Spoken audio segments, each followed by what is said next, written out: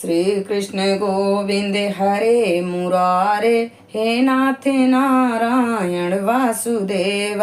श्री कृष्ण गोविंद हरे मुरारे, हे नाथ नारायण वासुदेव।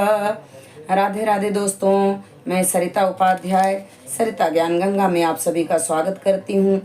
आज हम कार्तिक मास महात्म्य के 25वें अध्याय की कथा सुनाने जा रहे हैं। आप लोग जरूर सुनिएगा और दूसरों को भी शेयर कीजिएगा। पिछले अध्याय में आपने सुना कि भगवान विष्णु वामन का रूप लेके राजा बलि की यज्ञ में कैसे आ गए हैं। अब आगे आप सुनिए।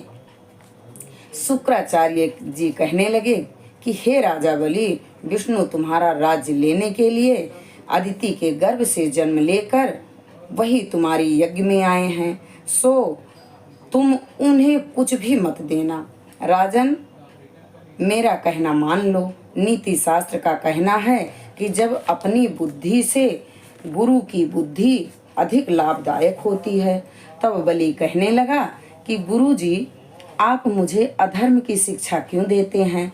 घर पर आए हुए याचक को दान न देना राजा के लिए अत्यंत अधर्म की बात मानी गई है, और यदि स्वयं विष्णु भगवान ही याचक बनकर आए हैं तो इसके बराबर मेरे लिए सौभाग्य की और क्या बात हो सकती है। मैं जितना भी यज्ञ करता हूँ केवल विष्णु की प्रसन्नता के लिए ही करता हूँ, अतः यह बटुक जो भी मुझसे मांगेगा मैं अवश्य इनको दूंगा। इतने में ही वामन भगवान राजा बलि के यज्ञ मंडप में आ गए। तब राजा बलि ने अर्धाद्रि देकर उनको यथोचित आदर सत्कार किया। फिर हाथ जोड़कर खड़ा हो गया और कहने लगा कि हे नाथ, मैं कृतार्थ हो गया जो आज आपने यहाँ आकर दर्शन दिए। अब आज्ञा कीजिए, मैं और आपकी क्या सेवा करूं? मैं तो आपका सेवक हूं। भगवान कहने लगे कि हे राजन, हमको तप करने के लिए 3 पग पृथ्वी चाहिए। राजा बलि हंसकर कहने लगे कि हे बटुक, तुमने यह क्या मांगा? कुछ धन, ग्राम या कोई शहर मांग लिया होता। तो तब वामन भगवान जी कहने लगे कि हे दैत्यराज, मुझको किसी प्रकार का लोभ नहीं है। मुझे तो इतनी भूमि चाहिए जिससे मेरा कार्य हो जाए। हे राजन, पृथ्वी का दान करना राजा का परम धर्म है। भूमि दान करने वाला जन्म मृत्यु से मुक्त होकर विष्णु के परम पद को प्राप्त हो जाता है। हे राजन, हमें 3 पग भूमि दो जिससे हम भी मोक्ष का साधन प्राप्त कर सकें।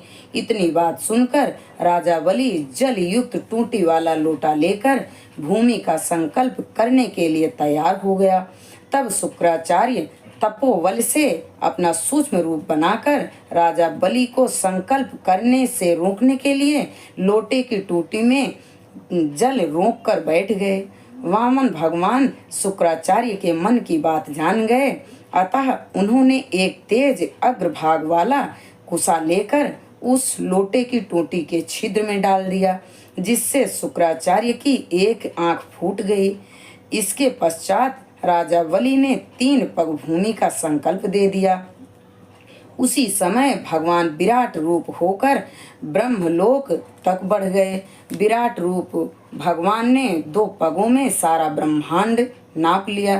फिर पांव के अंगूठे से ब्रह्मांड फूट गया। उस फूटे हुए मार्ग से पानी के बहुत से स्रोत बहने लगे। भगवान विष्णु का पैर उस जल से धोया गया। वह निर्मल लोक पावन जलधारा का रूप हुआ। वही जल ब्रह्मादिक देवताओं को पवित्र करता हुआ सप्तऋषियों से सेवित सुमेरु पर्वत के ऊपर पड़ा तथा गंगा के नाम से विख्यात हो गया। इस दृश्य को देखकर ब्रह्मादिक सभी देवता और ऋषि मुनि स्तुति करने लगे कि हे सबके स्वामी अनंत मूर्ति, आपको नमस्कार है। इस प्रकार की स्तुति सुनकर भगवान ने सभी देवताओं को उनका अपना अपना स्थान दे दिया और बलि को रसातल में भेजते हुए उसको वरदान दिया कि अग्नि में बिना मंत्र के जो हवन किया जाता है तथा अपवित्रता से कुपात्रक जो दान किया जाता है या हवन किया जाता है वह सब बलि को प्राप्त होगा। इस प्रकार भगवान ने देवताओं को सुंदर स्वर्ग तथा बलि व अन्य दैत्यों को रसातल दे दिया। इतना सब कुछ करके विराट रूप भगवान वामन रूप हो गए। तब देवताओं तथा ऋषियों ने भगवान की स्तुति की। तदनंतर वामन भगवान जी तप करने चले गए। इस प्रकार ऐसी पावन गंगा की उत्पत्ति हुई। भगवान के चरणों से निकली हुई जिस गंगा में स्नान एवं स्मरण मात्र से जन्म जन्मांतर के पाप नाश हो जाते हैं। 25वां अध्याय संपूर्ण हुआ। अच्युतम केशवम राम नारायणम कृष्ण दामोदरम वासुदेवम हरे श्रीधरम माधवम गोपिका वल्लभम जानकी नायकम रामचंद्रम भजे राधिका नायकम कृष्ण चंद्रम भजे। श्री लक्ष्मी नारायण भगवान के चरणों में हमारा कोटि कोटि प्रणाम स्वीकार हो। श्री तुलसी मैया शालिग्राम भगवान के चरणों में हमारा कोटि कोटि प्रणाम स्वीकार हो। श्री दामोदर भगवान के चरणों में हमारा कोटि कोटि प्रणाम स्वीकार हो।